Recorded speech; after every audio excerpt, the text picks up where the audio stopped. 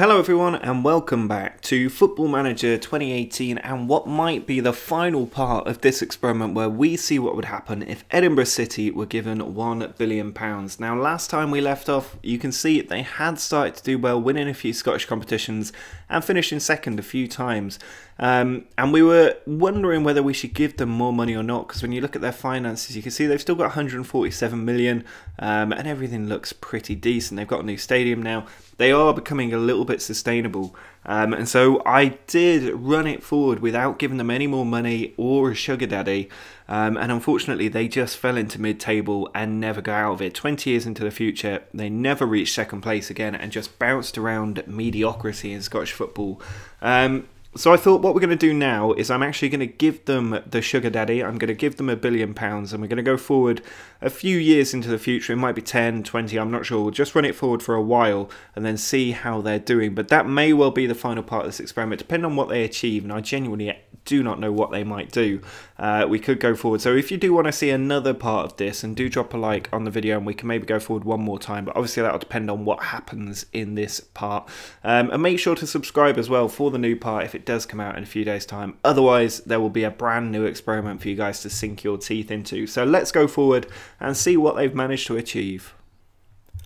Well, we are now 17 years in the future. It's the year 2067, so we've gone quite far ahead, and we've now got up on the screen the first season from when we left off last time. This is when they finished second, and you can see in the championship group they're losing to Celtic. They lost out on the title to Rangers that year, and then the following year, if we have a quick look through, you can see the Champions League playoff did not go well. They got knocked out into the Europa League group stage, which actually didn't go too badly. They beat Frankfurt at home, lost to Torino, beat Torino at home there, beat Elfsborg as well, and drew with Frankfurt. So that's not a bad result. They will have got into the knockout stages off the back of that. But they then lost 7-0 on aggregate to Atletico Bilbao. And then you can see their league campaign not going that well. They actually finished third that season from memory, so not doing too well at all. The following season, again, struggling a little bit. After finishing third, they were in the Europa League knockout stages and were beaten by this team that I will not even try to announce. I assume that they are Turkish, and absolutely being, yeah, Ankara makes them Turkish. And so no European football really that season, other than that qualifying round. Very disappointing. Their league campaign looking pretty good. Made it to the Scottish Cup final and then beat Motherwell 2-1. So at least some cup success there. Their Champions Group stage actually went pretty well, and got them second place in the league, but still not quite good enough to win the title. And then here this season they did well, beating Dinamo Kiev in the first round, but could not get past Porto, which means that they were in to the Europa League group stages where they did beat Legia, Victor Plzeň, drew PSV, but then lost away, but won the remaining two games, so they were into the knockout stages once more. Beat Inverness Calais Thistle, but were knocked out by Partick Thistle. They managed to get past Roma, which is a huge result, possibly the biggest in their history. They beat Roma 1-0 at home and then got a draw away from home, a 90th minute goal, sending them through to the next round where they took on Espanyol, won 2-0 at home, and then in the return leg lost 1-0, but enough to get them to the quarter-finals of a European competition. And they were against Marseille and won at the Stade Velodrome. That is a huge achievement. And then at home they won 2-1 as well, so they're into the semi-finals of a European competition where they're taking on Lyon, another French team that beaten 1-0 away from home. Can they do it at home? Oh, they were beaten 1-0 at home as well, but made it all the way to the semi-final of a European competition. That is not bad whatsoever. And if we take a look at this 52-53 season, you can see that first season there they struggled a little bit, and then finished third behind Motherwell actually, Celtic dropping right down. The following season Rangers won it again, 9 points of difference, and this was the season, was it 51 or 53? No, the following season where they made the semi-finals of European competition but missed out on the Scottish title. 6 points behind Rangers, but still one of the best results that Scottish football has had in Europe since Celtic made it to the Europa League final with Martin O'Neill in charge. So a huge turnout there. The following season, in the Champions League playoff places, lost to Basel, which is not a good way to follow up their excellent Europa League run. But in the group stages, beat Maccabi Tel Aviv, lost to Galatasaray, beat Rijeka, or Rijeka, which I think is a Swedish team, won the second game against them as well, and actually beat Galatasaray 4-0 at home. So you can see they are massively stepping up their ability here, and the league going absolutely sensationally, unbeaten for a long time there.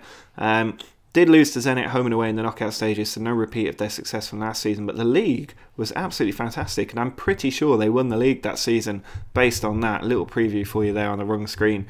But if we go forward to that 53-54 season, they actually didn't manage to win the league because they drew 15 games. That's the difference there. 14 points off Rangers. Celtic finishing in the bottom half of the table. A huge upset there. But still, despite this going unbeaten for so long, there were just too many draws, and so they were not able to win the league title. The following season, against Slovan Bratislava, they actually managed to get through, I think. No, did they get knocked out? I'm not sure. They did get knocked out of the Champions League. But in the Europa League group stages, beat Panionios, beat Maccabi Tel Aviv, and this team, which are Steaua Bucharest. A few wins there, taking them into the knockout stages again. Beat Lazio 2-1 away from home, and then drew 1-1 at home. And against Spartak Moscow, 2-0 win away, but a 3-0 win at home sent them into the quarterfinals for the second time. And they actually beat Benfica 3-1, which is a massive result at home. And in the return leg, they lost 2-0, which was the one result they could not have had, really. And they did get knocked out at the quarterfinal stage, but their league campaign went exceptionally well, and I'm pretty sure, I keep going the wrong way, that this is the first season where they did win the title, and you can see it there, 12 points clear of Rangers, securing their first ever Ladbrokes Premiership title and making them champions of Scotland for the first time. The year is 2067. This has been a project 50 years in the making, which is absolutely outrageous that it's taken that long. But if we just jump forward, they do go on a nice run of winning several titles, so we'll look at the league table later. But you see Champions League group straight into the group stage after winning the title.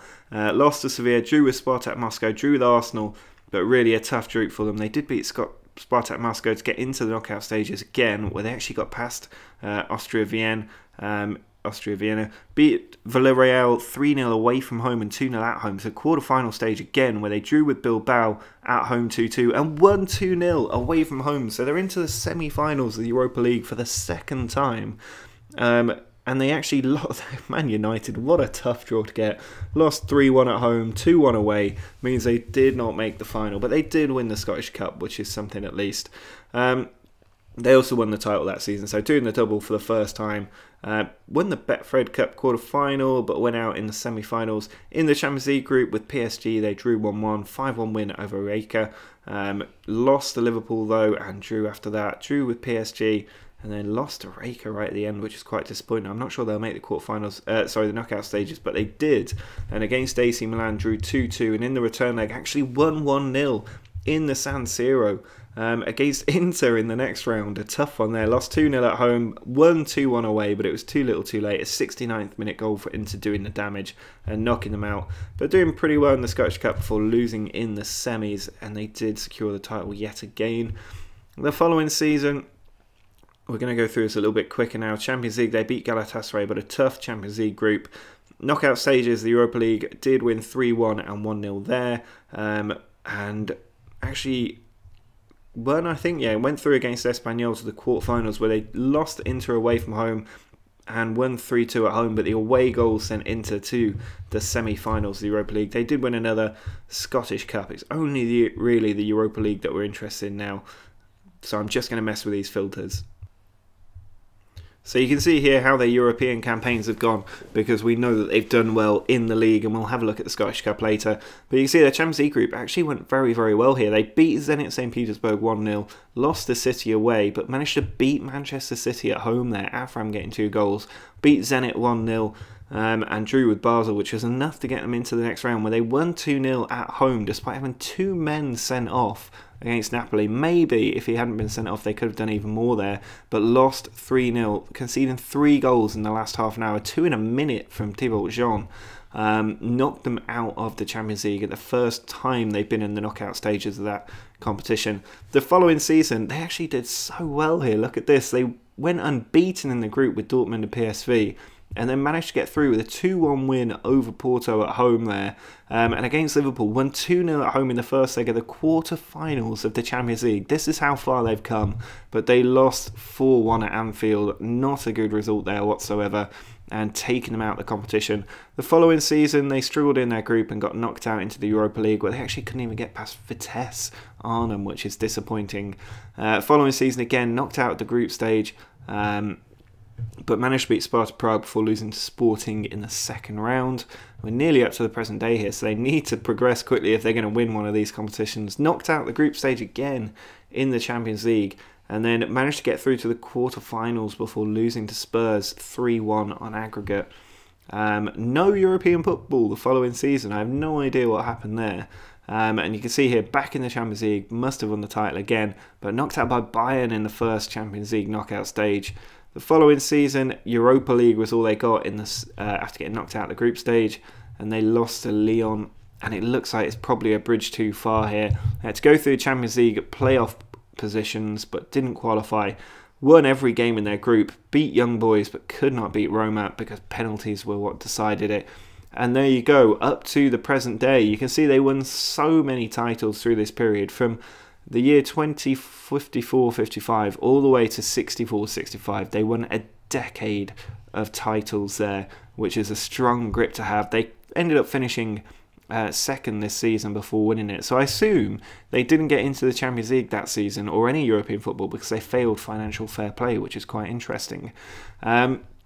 If we have a look at their transfer history over this period of time, going back to that very first season when we gave them the sugar daddy and the money, £31 million spent. The following season, £147 million being spent by a Scottish club on transfers. 69 million the year after, 66. £279 million spent, bringing in players from Stoke for over 40 million. Players from PSG as well, Napoli, some big names in there. 284 million spent the following season, 47.5 from somebody from Lyon. 110 million, 336 million pounds being spent, including 81 million on a player from Dortmund. Got somebody in from Chelsea, Avram, who we saw scoring some important goals. Player from Everton for 48 million. I mean, the amount of money being spent here is out of control. It did recede a little bit after that. Maybe their reputation dropped, maybe the sugar daddy left, but you can see here the amount of money dropped off massively. If we have a look at their club landmarks going back to where we left off before, quite a lot has obviously happened. I'm just more curious. You can see their stadium capacity increased there, and again later that season. Quite a lot of champions been popping up here. Stadium capacity increased to 28,000. And then there was a takeover bid which failed, but then in 2059, which is about when the money stopped being spent, they did have a takeover. Stadium hit 30,000, and then they failed financial fair play. That's the issue. They must have lost the sugar daddy just as they were starting to make the semi-finals European competition. You can say the sugar daddy is gone there, and it doesn't look like they have as much money left. 108 million left in the bank, but they have won a lot of competitions, a lot of Scottish Cups there. That's 3, 6, 9, 10 Scottish Cups, 12 league titles, 7 Betfred Cups as well. So they have done exceptionally well, and they made the semi-finals of the Europa League, which is not bad at all, and the quarter-finals of the Champions League as well. So they really have put Scottish football on the map. If we just have a very, very quick look at that Ladbrokes Premiership past winners, then you can see Edinburgh dominating all the way there. Rangers did manage to come back and get a title. Celtic nowhere to be seen. But they are the first team, I think, possibly ever to win 10 league titles in a row. I know it's something that Celtic are after at the moment. Rangers getting close way back in the 1980s. Celtic here nearly doing it, I think. About 8 or 9 there, but not 10. And it looks like nobody has ever managed to win at 10 straight titles until Edinburgh came along and did what they did so well. If we just very finally take a quick look at their senior squad, and sort them by value, then you can see that they just don't have the value of players anymore. Since they lost that sugar daddy owner, the value of the team has dropped, their performances have dropped, and they stopped progressing in Europe. So maybe if that had never happened, they would have gone on to win a European competition, but we might never know. Unless you guys do want to see one final part to this experiment, all you need to do to make that happen is drop a like on the video to let me know you're still enjoying this, and also let me know in the comments if you would like to see anything else from this experiment that I've not shown you, maybe how Scotland did or anything like that. Let me know in the comments. Make sure to subscribe as well for the next part in a couple of days' time. But until next time, see ya.